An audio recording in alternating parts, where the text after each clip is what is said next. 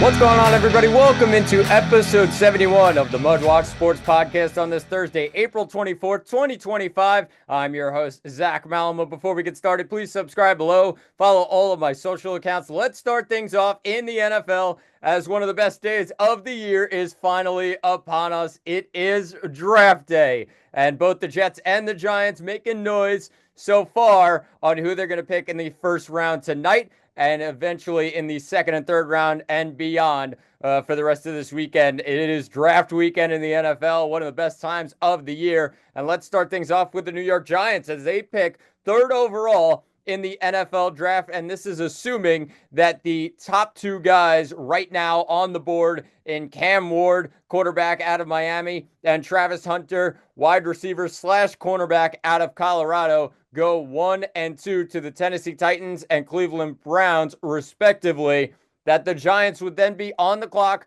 with the third overall pick. Who would they end up taking? I believe that it's going to be Abdul Carter.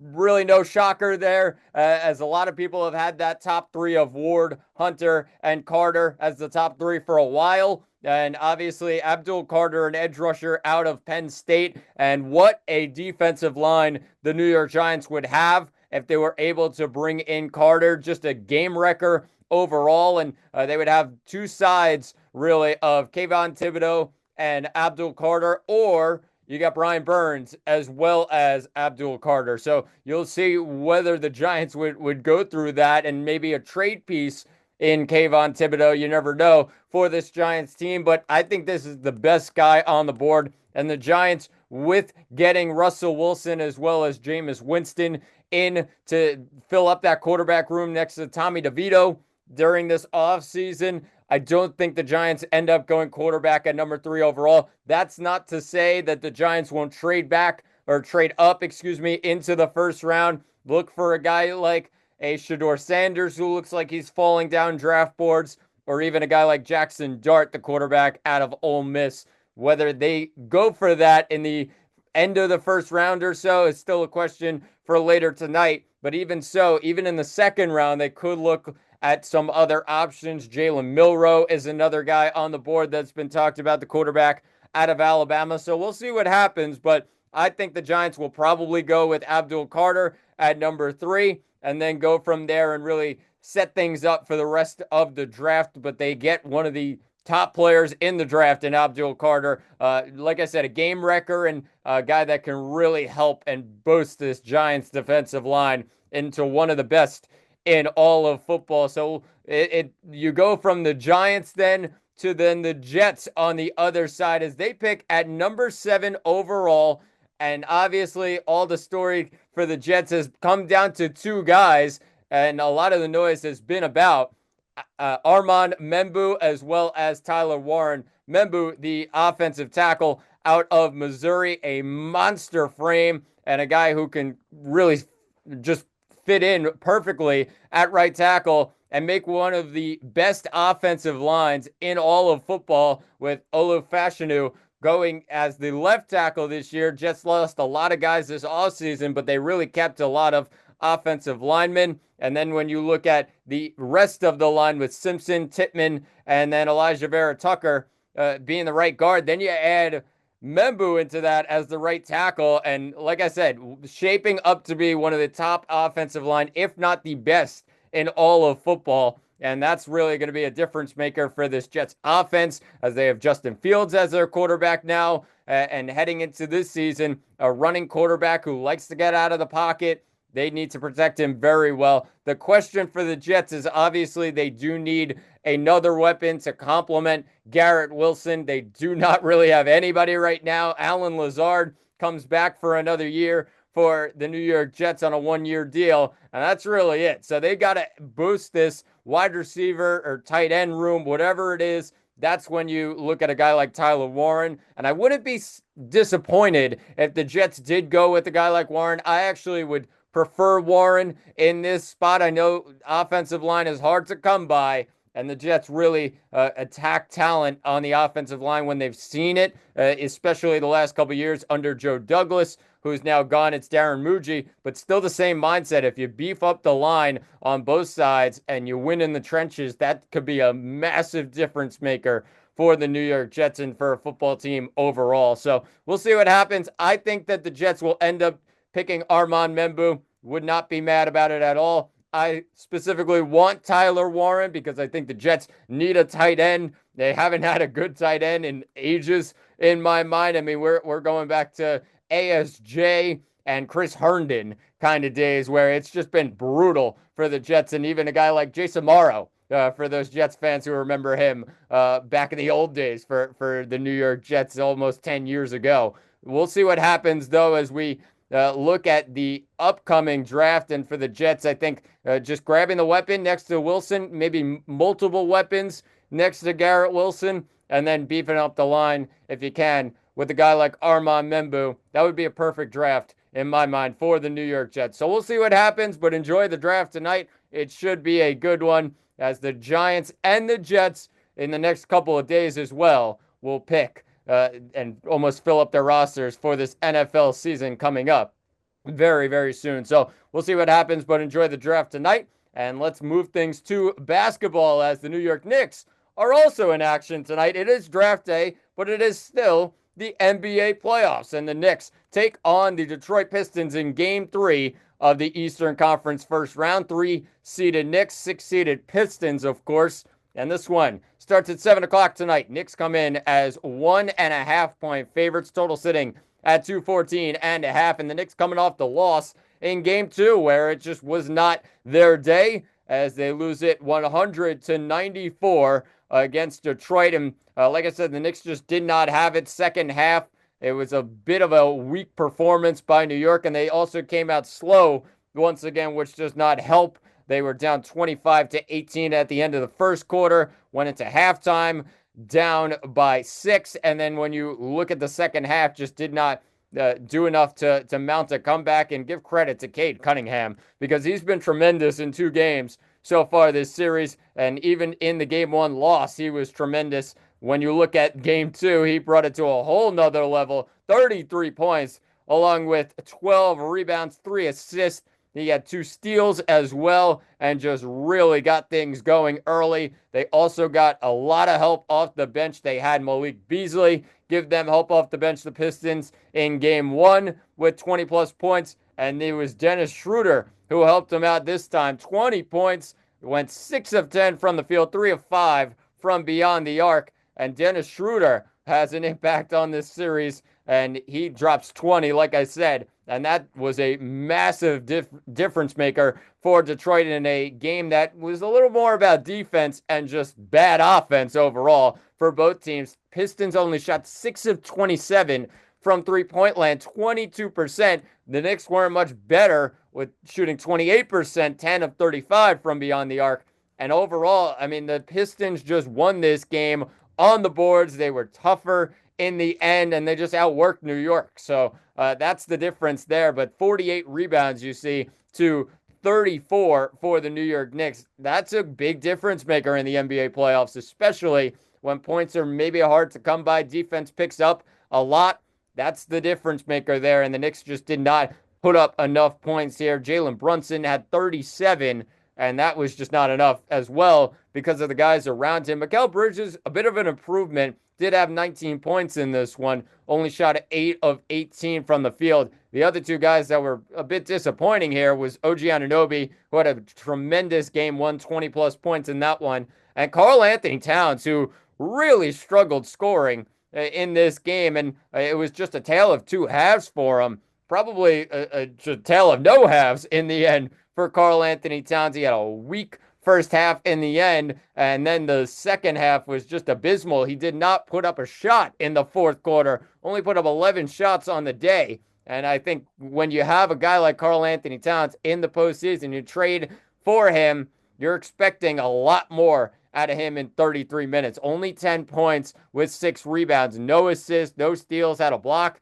and minus 10 plus minus on the floor for Cat. Just a bad game overall, and you're expecting him to bounce back in Game 3 tonight. So let's look at Game 3 tonight. Once again, Knicks 1.5-point favorites, total at 214.5 up in Detroit.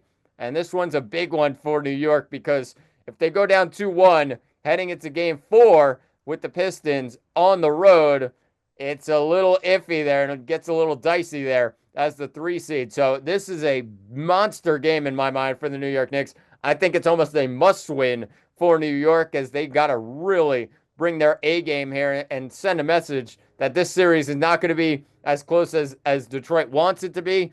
They do have to live up to the physicality of Detroit in the last game, especially because Detroit now in front of their home crowd is going to be even more aggressive heading into game 3 tonight. I just think it's going to be a new Detroit team, and the Knicks are going to have to keep up with that. And I think that's really, really crucial heading into tonight's game. And we'll obviously talk about tonight's game on Monday's episode, and maybe even a couple more than that, as obviously a lot of games still going on, and it's going to be a great rest of the postseason, of course. But right now for the Knicks, they got to focus on tonight's game, 7 o'clock up in Detroit.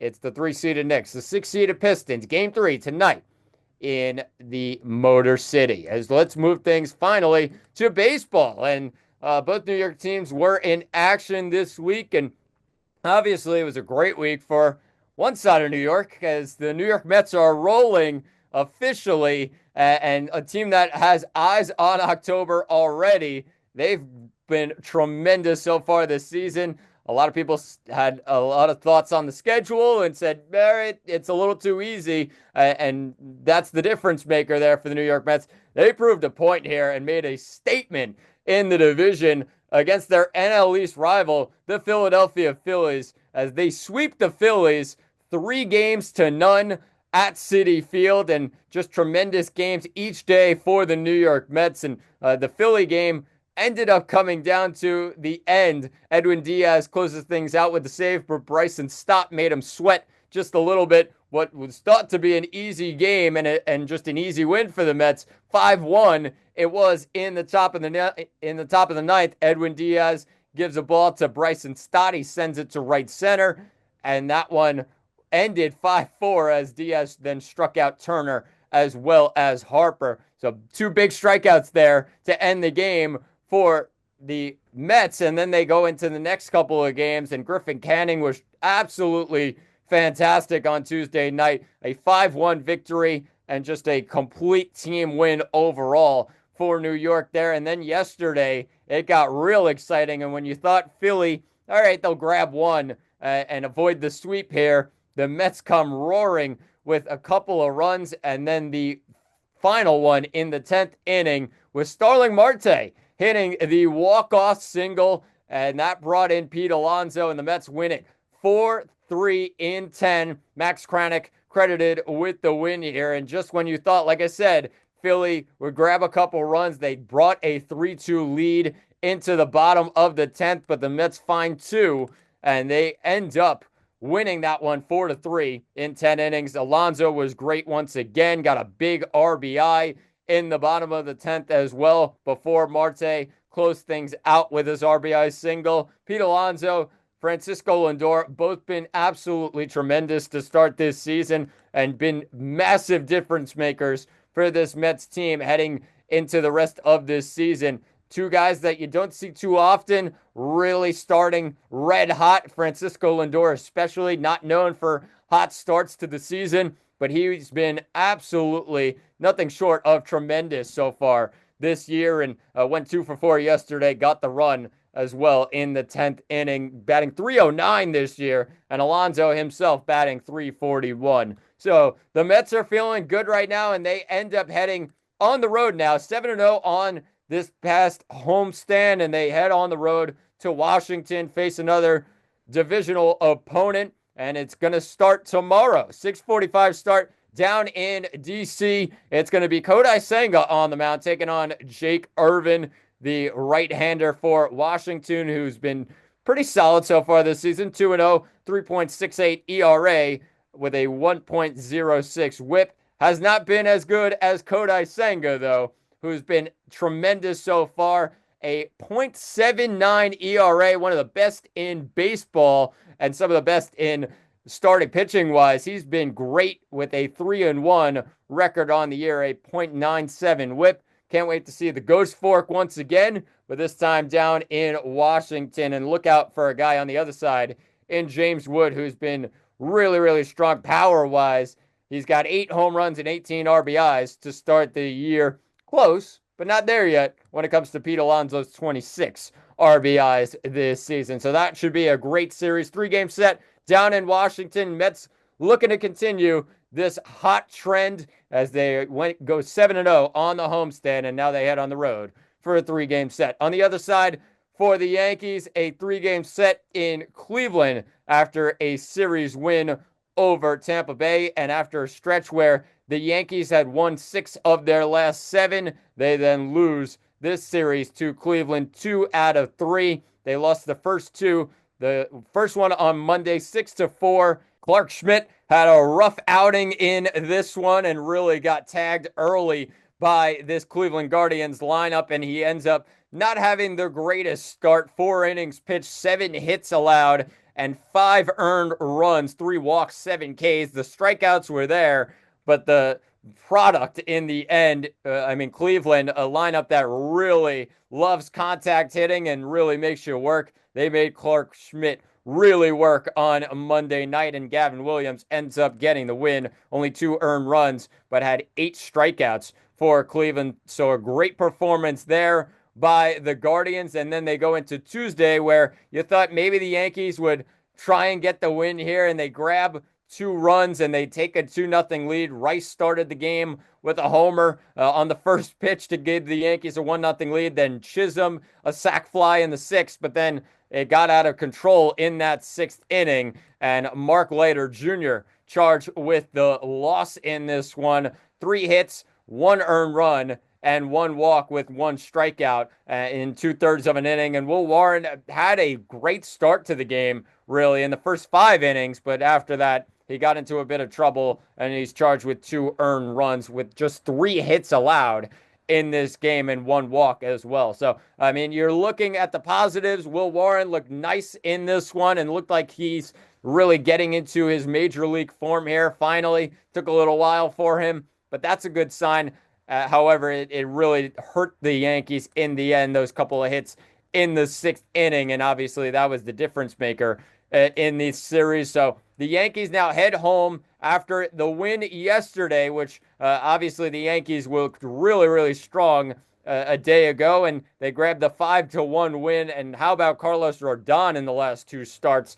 Really, really good stuff. And after a couple of starts where you thought maybe he was 1 or 2 pitches away, every pitch seemed like it was pretty perfect here.